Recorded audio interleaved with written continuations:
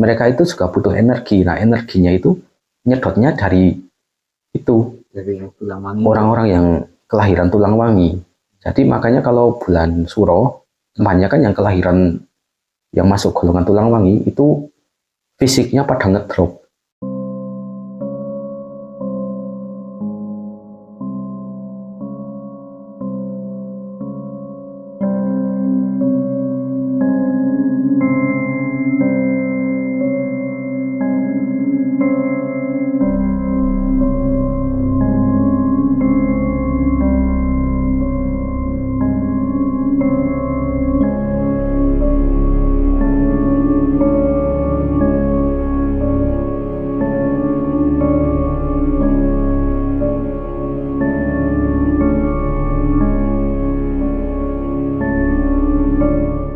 Jadi sebelumnya, Assalamualaikum warahmatullahi wabarakatuh.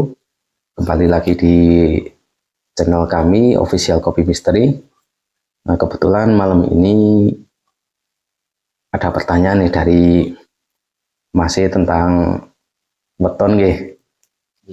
Nah, weton itu kalau pada umumnya ya, umumnya itu perpaduan antara hari Masehi dengan hari pasaran Jawa. Jadi weton itu perpaduan dari perhitungan hari Masehi. Masehi itu perputaran dari matahari sama perhitungan hari pasaran di Jawa. Jawa kan memakainya kayak Islam, Hijriah. Jadi pakai perputaran bulan. Perhitungannya kan pakai bulan. Kalau Masehi kan pakai matahari. Nah, itu digabungkan. Jadi hari di tahun Masehi itu kan ada 7 hari. Kalau di Jawa, weton itu pasaran ada 5. Jadi weton itu perpaduan dua itu, 7 hari sama 5 hari Jawa dipadukan jadi satu. Nah, totalnya 7 kali 5 kan 35 hari. Nah, itu jadi inti hari-hari weton weton itu di situ. Ada 35 hari. Jadi hitungannya kalau dalam bahasa Jawa itu selapan ya, selapan dino gitu. Selapan dino hari weton. Jadi di kalangan masyarakat Jawa pada umumnya itu weton itu ada 35 hari, totalnya ada 35 hari. Satu perputaran siklus weton itu ada 35 hari. Nah, tentang weton sendiri, kebanyakan kalau masyarakat kita kan kayak seolah-olah kalau kita membahas weton kan kayak mistis gitu ya. Weton itu kayak disangkut pautkan sama hal-hal mistis. Padahal weton itu sebenarnya kayak data. Sebenarnya weton itu hasil data dari para leluhur kita.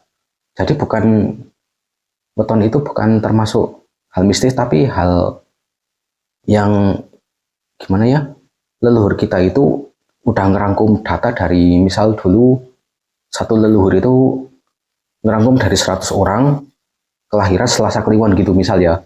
Itu didapat data kesimpulan, oh Selasa Kliwon itu ternyata umumnya wataknya orangnya kayak gini gitu. Akhirnya dicatat lah, dijadiin data buat pembelajaran generasi selanjutnya. Jadi misal ada anak gitu lahir pada tahun apa gitu, itu sebenarnya udah ada datanya. Misal lahirnya Senin Legi gitu, wah anak ini besok kelakuannya kayak gini, perjalanan hidupnya kayak gini gitu, tuh bukan tentang orang Jawa bisa menerawang lewat wetonnya, itu enggak. Itu sebenarnya orang Jawa udah tahu, oh datanya itu kayak gini gitu. Termasuk karakter. Ya karakternya itu juga termasuk data, sebenarnya data dari orang-orang terdahulu yang udah dicatat sih. Kayak apa ya? Misal, sebenarnya udah ada patokan sih. Tapi yang namanya data kan enggak 100% benar. Jadi misal dulu itu leluhur ngambil sampel 100 orang gitu, tingkat kebenarannya cuma 90% gitu. Jadi ada 10 anak yang wataknya agak beda gitu. Jadi bukan tentang terawangan apa mistis kalau orang wetonnya Jumat Kliwon gitu, itu orangnya kayak gini-gini, itu bukan tentang oh berarti udah diterawang loh. Itu enggak. Ternyata udah ada datanya dari dulu. Jadi terciptanya buku Primbon itu kan dari data. Berdasarkan survei leluhur kita dulu. Jadi nggak serta-merta wah pakai hal mistis, perhitungannya pakai mistis itu enggak. Jadi pakai survei orang-orang terdahulu, terus dibukukan jadi satu, ya itu terciptalah primbon kalau sekarang. Jadi kayak gitu sih. Sebenarnya bukan hal mistis ini. Itu masuknya itu. Ya survei ya bener. Survei dari sekian banyak orang disimpulkan. Jadi dibukukan. Jadi sederhananya sih kayak gitu. Jadi nggak serta-merta harus disangkut pautkan sama hal mistis. Ya tentang hal mistis sih pasti ada soalnya weton kan diambil dari perputaran alam, perputaran musim, perputaran matahari, bulan, dan perbintangan itu juga mempengaruhi. Makanya bisa disimpulkan kayak gitu. Apakah itu mempengaruhi perkataan? Ya bisa. Misal kita lahirnya sama-sama Senin misal gitu ya. Senin dengan pasangan yang sama. Misal sama-sama Senin Pon. Tapi yang satu lahirnya jam 2 malam, yang satu lahirnya jam 2 siang. Itu wataknya udah beda loh. Walaupun watak umumnya sama, tapi watak khususnya ada beda. Ada ciri khas lah, ada ciri khusus. Misal kalau yang kelahiran jam 2 malam lebih pemberani, terus yang lahir jam 2 siang penakut gitu, pasti ada bedanya kayak gitu. Mesti ada perbedaan nih. Kelebihan dan kekurangannya. Ya, itu kelebihan kekurangan pasti ya, cuman ciri khas. Misal weton ciri khas iya. Misal Senin Pon kan watak umumnya misalnya pendiam.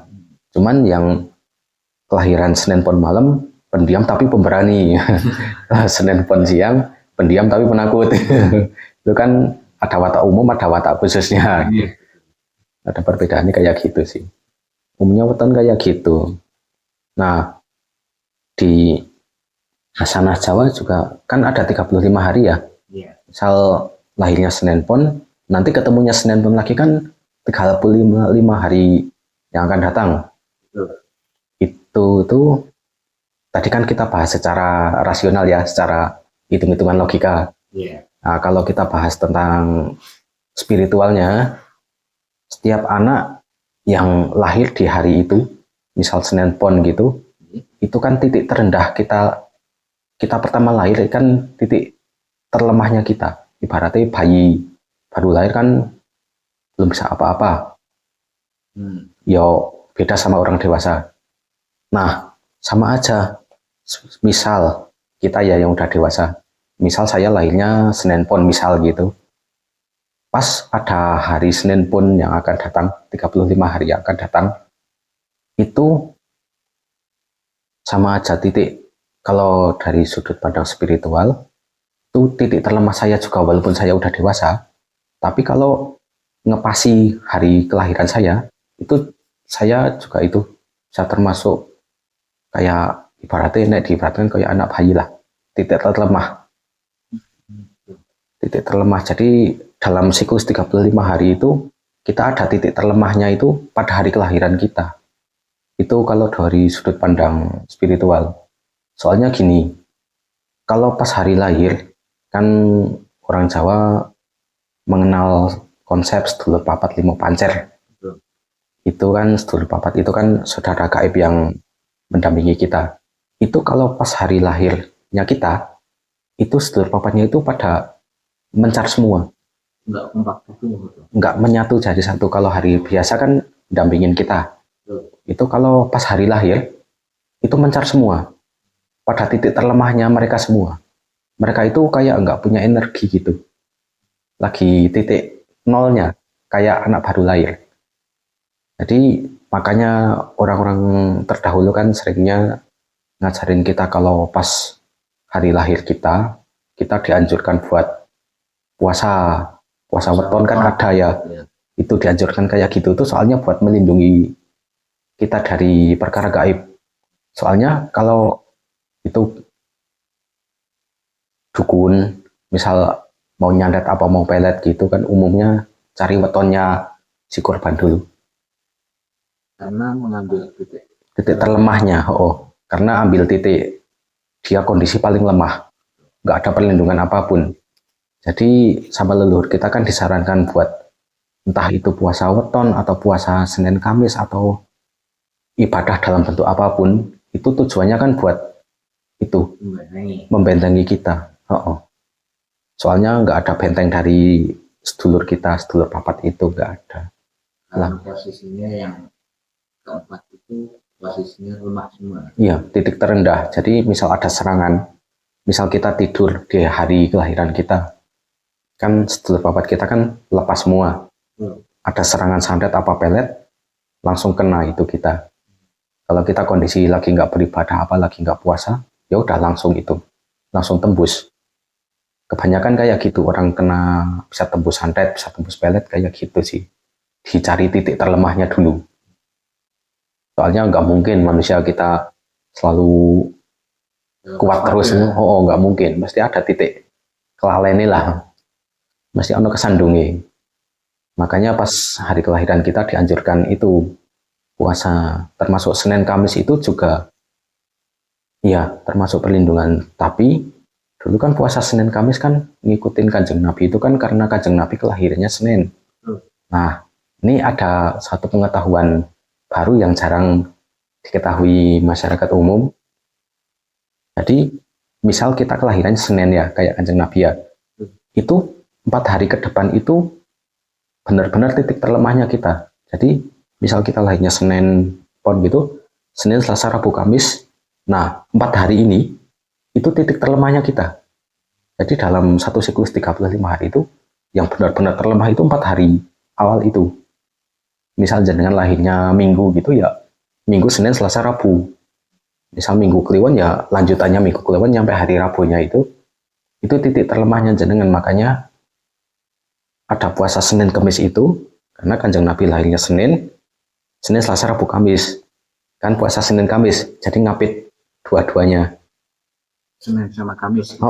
Titik terlemahnya kan Senin sampai Kamis. Jadi ada untuk istilah puasa Senin Kamis itu untuk membentengi itu. Iya. Jadi kita waspadanya sebenarnya nggak cuma pas hari kelahiran kita aja.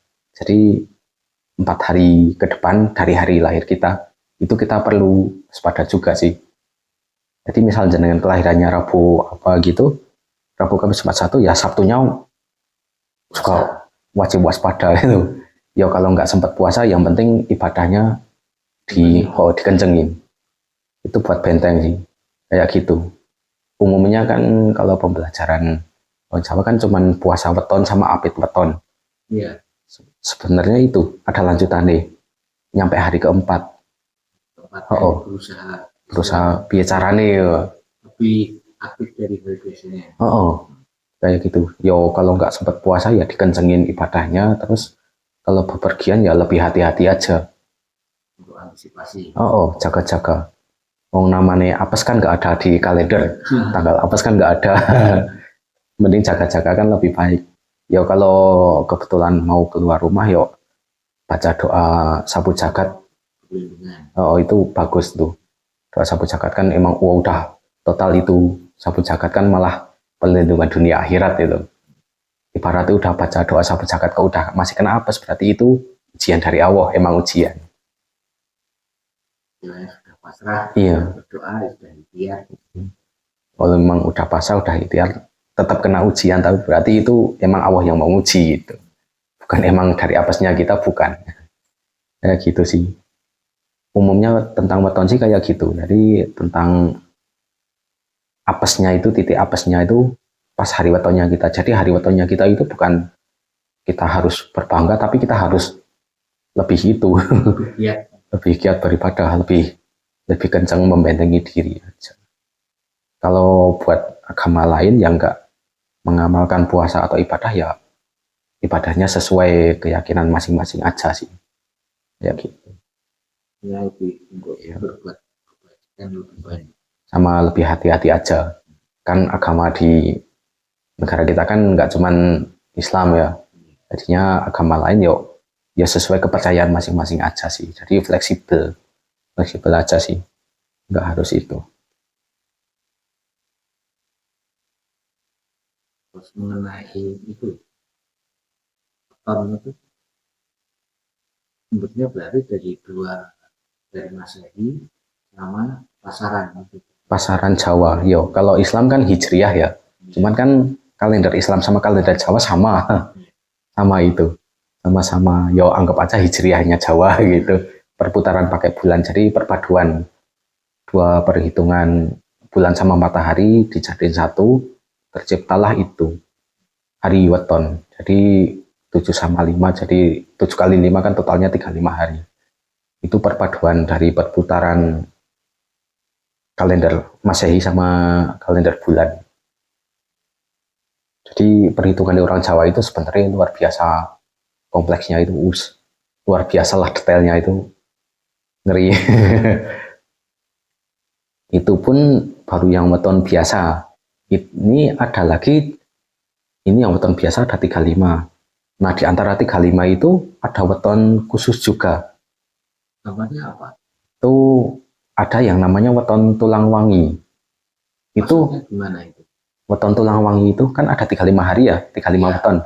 Di antara beberapa weton itu ada beberapa hari kelahiran yang termasuk weton tulang wangi. Nah, weton tulang wangi itu satu weton yang pada dasarnya itu punya apa ya, tulang wangi itu tulang yang jadi punya daya spiritual khusus. Jadi kayak sama hal gaib itu kayak udah terkoneksi otomatis gitu tanpa kita belajar. Dari lahir? Otomatis dari lahir, bawaan lahir itu kayak otomatis terkoneksi sama alam gaib. Jadi yang namanya tulang wangi itu alam apa, makhluk gaib itu tahu itu, ini golongan tulang wangi. Maksudnya wangi itu mereka yang bisa membau. Kalau orang biasa, orang umum sih yo nggak kelihatan. Yang bisa tahu makhluk-makhluk gaib malahan. Kalau makhluk gaib tahu itu golongan tulang wangi. Nah, plusnya itu yang golongan tulang wangi itu bisa terkoneksi, bisa mendeteksi otomatis Tanpa istilah otodidak apa gimana? Otodidak tanpa ada laku prihatin apa diajari gitu, otomatis bisa gitu loh. Yang weton tulang wangi otomatis bisa. Ya entah itu cuman merasakan atau cuma mendengarkan apa melihat, malah melihat bisa juga. Itu bawaannya itu khusus ada. Plusnya itu ada minusnya, tapi Minusnya apa? minusnya itu kalau masuk bulan-bulan suro itu kan istilah Jawa ya, kalau istilah Islam kan Muharram. Itu kan hari besar, tahun baru. Hari Suro kan juga tahun barunya Jawa tuh. Nah, tahun baru Suro itu Sasi Suro, ya umum bulan Suro itu titik di mana 3 alam, alam atas, alam bumi sama alam bawah. Alam atas, alam tengah sama alam bawah bumi. Itu terbuka lebar. Jadi antara alam gaib sama alam kita itu portal gerbangnya itu kebuka lebar. Jadi waktu Sasi Suro itu benar-benar terbuka. Jadi para gaib itu ya namanya tahun baru kan kayak kita aja, kalau tahun baru kan mesti ada selamatan apa, pesta apa, kadang kan sering pada ngerayain loh. Yang namanya tahun baru sama pihak gaib pun juga sama kayak gitu, sing ngerayain apa, ibaratnya istilahnya selamatannya sana gitu. Mereka itu juga butuh energi. Nah, energinya itu nyedotnya dari itu, dari orang-orang yang kelahiran tulang wangi. Jadi makanya kalau bulan Suro, kebanyakan yang kelahiran yang masuk golongan tulang wangi itu fisiknya pada ngedrop. Jadi walaupun nggak kerja keras gitu, fisiknya itu kayak lemas, kayak saya kayak apa sih? Kayak mulai lemes, kesel gitu loh. Kayak seolah-olah energinya kesedot semua gitu. Itu efek dari karena para gaib. Banyak portal kebuka lebar, banyak makhluk gaib yang nyedot energi kita, yang itu yang golongan tulang wangi. Kalau yang biasa, yang weton biasa enggak. Itu khusus yang tulang wangi itu kalau masuk bulan Suro kebanyakan pada ngedrop, fisiknya pada ngedrop. Apa sebelum bulan Suro atau pas saat malam 1 Suro atau gimana? Itu perhitungannya 7 hari menjelang malam 1 Suro sampai 7 hari setelah satu suro. 7. Oh, jadi seminggu sebelum tahun baru sama seminggu setelah tahun baru. Tapi puncaknya pas tahun barunya, pas malam satu suro. Itu titik terbuka lebarnya alam gaib sama alam kita jadi satu. Jadi di titik itulah para itu orang yang kelahiran Tulangwangi pasti ngedrop sekali. Walaupun nggak aktivitas apapun, umumnya itu ngedrop itu. Wah itu ya salah satu minusnya itu. Golongan Tulangwangi Yang termasuk Tulangwangi yang termasuk apa saja itu? Tulangwangi itu saya tadi udah coba rangkum ya, itu ada 11. Itu kan yang termasuk weton Tulangwangi itu ada Senen Pon, Senen Wage, Senen Pahing, terus Selasa Legi, Rabu Kliwon, Rabu Pahing, Kamis Wage, terus yang ke-8 itu Sabtu Wage, Sabtu Legi, Minggu Pon, dan yang terakhir itu Minggu Kliwon. Jadi kalau teman-teman ada yang termasuk itu, ini kan udah mendekati bulan besar ya, Zulhijjah ya. Iya. Habis besar kan Suro. Betul. Nah, masih ada kesempatan 1 bulan buat itu membentengi diri, buat jaga-jaga, hati-hati lah. Hati-hati, masih ada kesempatan buat kita berbenah, buat kita menjaga diri biar nggak terlalu ngedrop. Kalau ngedrop otomatis ngedrop, cuman kita berusaha menjaga diri, make up aja. Itu masih ada kesempatan itu, jadi itu otomatis kok 11 weton itu otomatis masuk Tulangwangi. Tulangwangi itu kalau bahasa Jawane itu malah umumnya itu pada bilangnya balungan kuning. Bukan Tulangwangi, kalau Tulangwangi bahasa Indonesia ya, kalau bahasa Jawane balungan kuning gitu.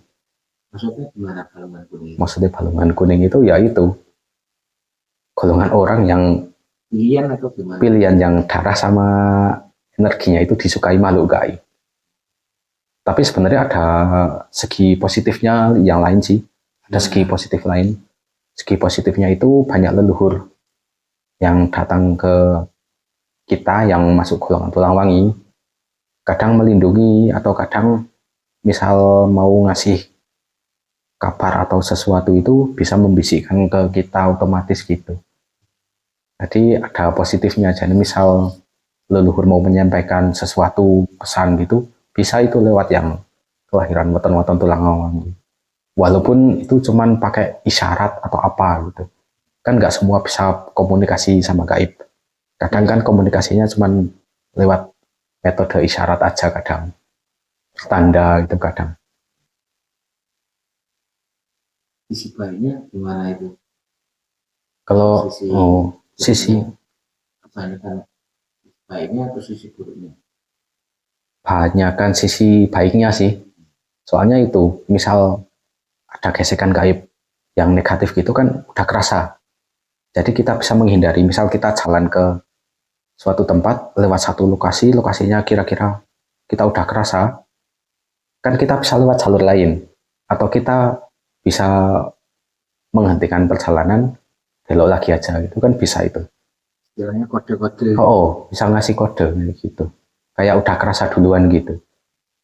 Juga itu ya sisi positif lainnya yaitu kalau misal ada leluhur yang mau ngasih petunjuk atau ngasih amanah apa gitu, bisa itu.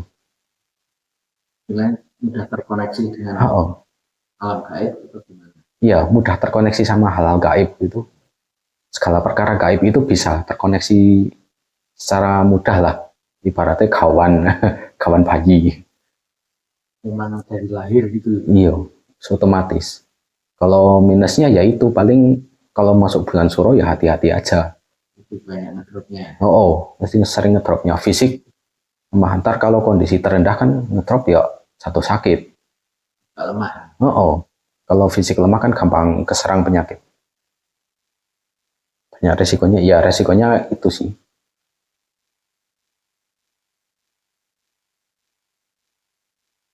Mungkin ada pertanyaan lain tentang Tulangwangi apa weton secara umum? Kalau Tulangwangi baiknya gimana itu?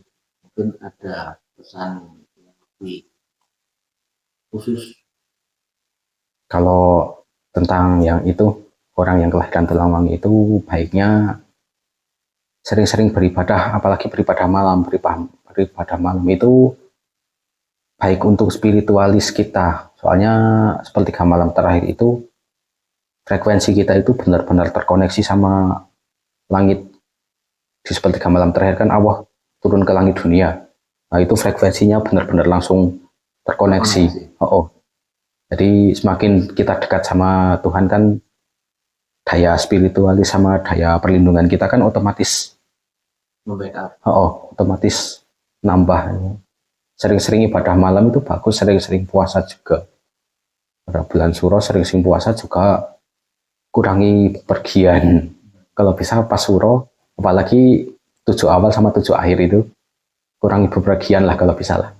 Ya sering-sering berdiam diri aja di rumah. Kalau misal pekerja atau pedagang mengharuskan keluar, ya sering-sering aja itu, jaga diri, ibadah, sama minum vitamin juga itu bagus. Jaga ini sih, daya tahan tubuh. Minum vitamin juga bisa, bagus itu. Ya jaga daya tahan tubuh aja sih. Ya gitu. Sebenarnya kalau portal gaibnya terbuka itu, kalau bulan Suro full, 1 bulan Suro full terbuka, emang terbuka. Cuman titik terbuka paling lebar itu yaitu 7 hari sebelum 1 Suro sama 7 hari setelah 1 Suro. Jadi semakin lama kan semakin mengecil gitu gerbang gaibnya. Nggak terlalu terbuka banget. Makanya 1 Suro itu kalau orang Jawa kan terkesan mistis banget gitu. Itu sebenarnya itu mistisnya itu karena Kesan angker. Soalnya itu para gaib lagi mau pesta itu, mau ngadain ya kayak kita lah, kayak kita kan sama aja ngadain selamatan, syukuran gitu tahun baru. Mereka juga sama itu. Cuman mereka kan dapetin energinya kan dari kita, nyedot energi kita. Ya gitu. Power mereka gitu. Power mereka. Makanya 1 Suro itu terkesan angker mistis dari dulu itu kayak gitu sebenarnya. Padahal kembalikan lagi karena itu ya mungkin pengaruh atau gimana. Yo karena itu sih portal gaibnya emang terbuka lebar. Terus terbuka lebar kan otomatis gaib banyak yang datang ke dunia kita. Jadinya kayak seolah-olah kayak mistis banget itu, kayak apa ya? Wah yo ngeri. Terus setiap fotonya itu apa ada sisi kelebihan atau kekurangan atau baiknya bagaimana itu setiap fotonya? Tiap peton itu pasti ada kelebihan, pasti ada kelemahan. Yang namanya ciptaan Tuhan kan mesti ada plus minusnya. Gak mungkin bagus terus. Tapi ya kalau ada bagusnya, ya kita lakukan. Kalau ada minusnya, kalau bisa ya untuk dihindari atau untuk apa ya? Untuk introspeksi diri aja sih, jangan. Misal, biar lebih hati-hati aja sih. Ya plus minus pasti ada sih, pasti ada.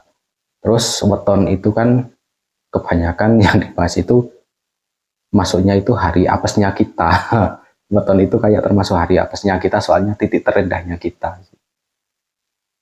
Makanya yo baiknya pas hari kelahiran kita yo mending puasa atau rajin-rajin beribadah. Minimal rajin beribadah. Yo misalnya kalau pekerja lapangan kayak kuli bangunan atau apa kan, kalau mau puasa kayaknya agak berat ya. Yo lebih ke arah ibadahnya aja. Yo fleksibel aja sih, yang penting kita iya carane jaga diri, kayak gitu aja sih.